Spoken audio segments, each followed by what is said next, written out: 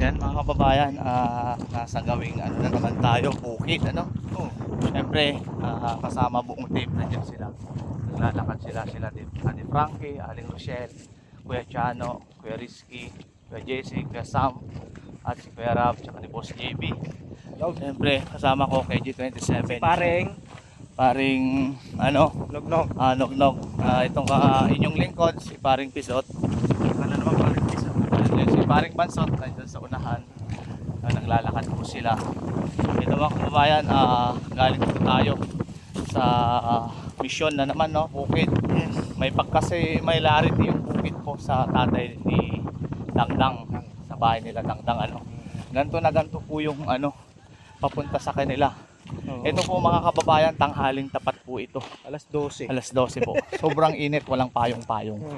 Yan po, hindi po yung dahilan. Ang init ulan para hindi po tayo makatulong sa mga kababayan natin, no? Yun. Kaya kahit mangitim po mga singit namin, Huwag kang tumingin sa akin. tuloy-tuloy lang po tayo sa pagtulong.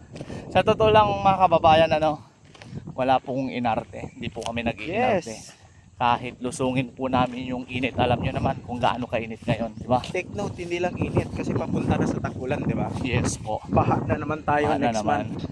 So yun mga kababayan, lagi po namin sinasabi, hindi po yan dahilan, hindi po yan balakid po sa amin. Yes. Rain or shine, basta makatulong po sa mga kababayan natin, gagawin po namin ito. Tama. Kaya ito, negro na kami. Sa totoo lang kasi mga Huwag kababayan, kang tumingin sa akin. sa totoo lang, hindi talaga gantong kulay ko na dati, nung hindi pa po ako nagbimisyon. Anong gusto mong palabas? Medyo puti-puti kasi ako kasi alam nyo naman, nakatira po tayo sa Manila ngayon. Mas madalas na yung oras ko ngayon sa probinsya. Para syempre, kaisa ni Daddy Frankie, para nga po makatulong sa mga kababayan natin na masigit na nangangailangan. Kaya sa amin, kulay lang yan. Tama. Wala pong mawawala dyan. Totoo. Bawal kasi tumulong na maarte.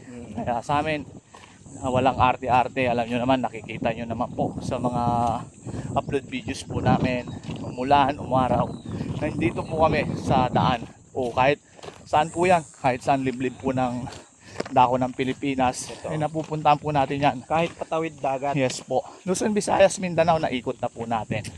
Pero sa ngayon, nandito po tayo sa Eastern Pangasinan. Medyo hinihingal na ako kasi medyo malayo talaga. Tapos sobrang init. Amoy singit talaga. Papasilip ko lang yung makasama natin mga kababayan. Yun sila. Di ba? Malayo pa. Malayo Laban lang. pa pero malayo na. Sige laban lang kasi ang mission nga natin para makatulong. Kasi alam nyo naman mga kababayan, alam naman ng lahat, share your blessing. Siguro, binibless tayo ng onte may Lord. Kaya ito, pinapamahagi rin natin sa mga kababayan natin. Pero talaga, hingal. Hingal kami. Pero walang magagawa. Ganun talaga.